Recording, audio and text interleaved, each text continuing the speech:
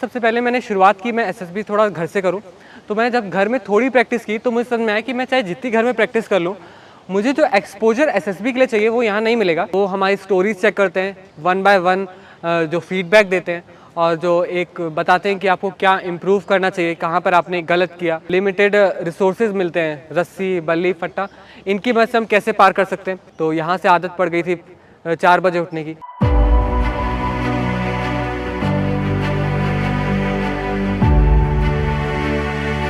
जय हिंद फ्रेंड्स, मेरा नाम पीयूष सिंह है, मैं प्रयागराज से हूँ और मैंने NDA NA 150 के लिए अपना रिकमेंडेशन प्राप्त किया है SSB 11 इलाहाबाद से। उसके बाद जब मेरा रिज़ल्ट आया तो उसके बाद सबसे पहले ये था डिस्कशन कि SSB के लिए क्या किया जाए। तो सबसे पहले मैंने शुरुआत की मैं SSB थोड़ा घर से करूँ, तो मैं जब घर में थोड़ी प्रैक्टिस की तो मुझे समझ में आया कि मैं चाहे जितनी घर में प्रैक्टिस कर लूँ, मुझे जो एक्सपोजर SSB के लिए चाहिए वो यहाँ नहीं मिलेगा। तो SSB के लिए एक्सपोजर पाने के लिए जो SSB का कोर्स होता है वो 21 डेज़ का होता है और आप 21 डेज़ में आप कोई भी हैबिट या तो आप छोड़ सकते हैं या तो एक नई हैबिट आप अपने लिए डाल सकते हैं। तो इसके लिए मैं सोचा कि आप Centurion defence academy will be much better, सबसे अच्छा यही रहेगा, क्योंकि इतने दिनों में मैं अपनी हॉबीज़ कई सारी चेंज कर सकता हूँ जो मुझे SSB के लिए चाहिए होंगी। जब मैं यहाँ पर आया तो तब मुझे समझ में आया कि it was a very good decision, सबसे अच्छा डिसीज़न था कि मैं सेंचुरियन ज्वाइन किया, क्योंकि यहाँ पर आपको एक एक्सपोजर मिल जाता है। तो सबसे पहले PPDT, तो PPDT तो प्रैक्टिस यहाँ पे तो होती है और जब आप यहाँ पर आएंगे तो आप कई सारे दोस्त बना लेंगे। तो जब हम हॉस्टल में रुके थे तो सबसे पहले यहाँ क्लासेस में जो PPDT होती है और उसके बाद फिर जो ग्रुप डिस्कशन होता है, जैसे जो हमारे साथ GTO बैठे थे कर्नल शर्मा सर और कर्नल प्रमोद सर, और उन्हीं के साथ हमारे जो साइकोलॉजिस्ट बैठे थे शिशिर दीक्षित सर, तो वो हमारी स्टोरीज चेक करते हैं वन बाय वन, जो फीडबैक देते हैं और जो एक बताते हैं कि आपको क्या इम्प्रूव करना चाहिए, कहाँ पर आपने गलत किया, क्या आपने डिस्कशन में कहाँ पर आपने नहीं बोला जहाँ आपको बोलना चाहिए था। ऐसे करके कई सारे वो ट्रिक्स बताते हैं, कई सारे टिप्स देते हैं आपको जो आपको ध्यान में रखनी चाहिए।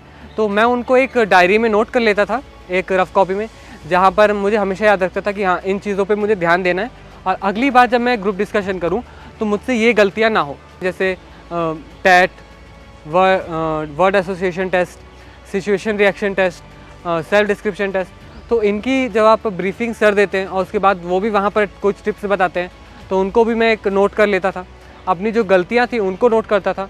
और जब स्टोरीज़ कई बार प्रैक्टिस करते थे हम लोग तो अपने दोस्तों से चेक कराते थे और कई स्टोरीज जहाँ पे नहीं समझ में आता था कि ये सही है गलत, तो हम सर से भी चेक करा लेते थे। तो ऐसे करके सबसे पहले हमने साइक पार्ट कवर किया था, जहाँ पे हमने SRT, PPDT कई सारी हम एक साथ बैठ के टेस्ट करते थे, एक साथ अपने हॉस्टल में, अपनी क्लासेस में, जहाँ भी हमें टाइम मिलता था एक दूसरे की स्टोरीज चेक करते थे, डिस्कशन करते थे।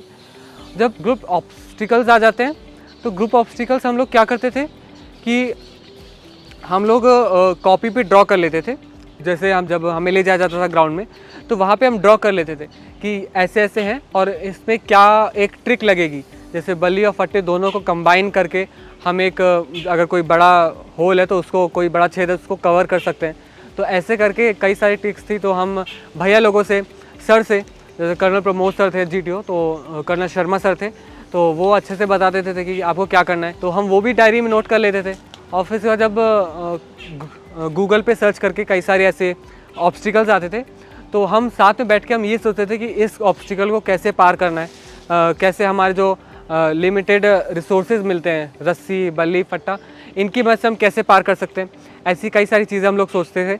और जहाँ बात है इंटरव्यू की, तो इंटरव्यू सबसे पहले आपको सेल्फ इंट्रोस्पेक्ट करना पड़ेगा, आप खुद को अच्छे से जानिए। मैंने अपनी सारी हॉबीज़, सबसे सारी क्वालिटीज़, क्या मुझ में अच्छा है, क्या मुझे चेंज करना है, ठीक, क्या कहाँ पर मैं थोड़ी गलतियाँ करता हूँ, मेरे दोस्तों के बारे में उनकी क्या क्वालिटीज़ हैं, मेरे पेरेंट्स के बारे में उनकी क्या क्वालिटीज़ हैं, उनसे क्या मुझे क्वालिटीज़ लेनी चाहिए। ऐसे करके मैंने सबके बारे में सारी क्वालिटीज़ और सारी उनके बारे में इंफॉर्मेशन निकाली कि वो लोग करते क्या हैं, और उनके काम के बारे में भी अगर इंटरव्यू पूछ लिया जाए तो कहाँ से मैं बिलोंग करता हूँ उसके बारे में। जैसे मैंने जब हमारा प्रोफाइल मैपिंग हुआ था तो शिशिर सर ने सबको 1 बाय 1 बुलाया था और सबको PIQ के बेस पे बताया था कि कौन से क्वेश्चन और कौन से पार्ट से क्वेश्चन ज़्यादा आते हैं। तो वहाँ से हमने अच्छे से प्रैक्टिस की। और हम हॉस्टल में क्या करते थे कि जैसे मैंने किसी और का इंटरव्यू लिया, फिर उसने मेरा इंटरव्यू लिया, तो ऐसे करके हम एक दूसरे का इंटरव्यू लेते थे। तो दिन में 1-2 तो मतलब हमारे पास 21 डेज़ होते हैं यहाँ पे, तो अप्रॉक्स 40-50 इंटरव्यू तो हम आपस में ही कर लेते थे। और फिर यहाँ पर आप अपने इंटरव्यू शेड्यूल करा सकते हैं ऑफिसर्स के साथ। वो इंटरव्यू इसलिए अच्छे जाते हैं क्योंकि आपको पहले से दोस्तों के साथ प्रैक्टिस हो जाती है, आपको पता होता है कौन से क्वेश्चन कौन से पार्ट से ज़्यादा आते हैं। तो ऐसे इंटरव्यू कवर किया। और कॉन्फ्रेंस के लिए हमने किया था कि जो चीज़ हमें इंटरव्यू में नहीं आई, जो हमने साइकोलॉजिस्ट या साइक पार्ट में छोड़ दिया, वो सारी हम चीज़ें क्या करेंगे, कॉन्फ्रेंस के लिए तैयार करके जाएंगे। जो क्वालिटीज़ हम नहीं दिखा पाए जीटीओ में, या फिर जिस क्वालिटीज़ में हमें भी डाउट हुआ कि हाँ हम शायद ये नहीं दिखा पाए, तो उस क्वालिटीज़ पे भी हम थोड़ा प्रिपेयर करके कॉन्फ्रेंस के लिए जाते हैं। ऐसे करके मैंने अपनी पूरी तैयारी की थी।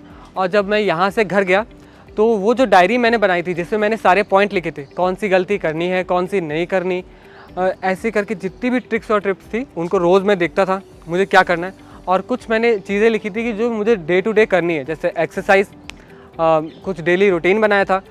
सुबह सुबह उठना, जैसे यहाँ पर हम जब सुबह का कोचिंग का टाइम होता है तो हम लोग सुबह जल्दी उठते हैं, तो यहाँ से आदत पड़ गई थी 4 बजे उठने की। 4 बजे उठ के जल्दी तैयार होना, ब्रेकफास्ट करना, और ब्रेकफास्ट करने के बाद फिर न्यूज़पेपर पढ़ना, क्योंकि फिर न्यूज़पेपर पढ़ के फिर कर्नल सर हमारा न्यूज़ सेशन कराते थे, तो उसके लिए न्यूज़पेपर पढ़ना। तो ऐसे करके एक हैबिट बढ़ गई थी न्यूज़पेपर पढ़ने की भी। तो ये भी एक अच्छा हुआ था यहाँ पर आके, तो वो 21 डेज़ में न्यूज़पेपर की हैबिट पड़ गई। फिर ऐसे करके यहाँ पर एक तो पंक्चुअल होता है सब कुछ, टाइम टू टाइम, तो यहाँ पर एक पंक्चुअलिटी भी आ जाती है आपके अंदर। तो वही घर में भी फॉलो होता है।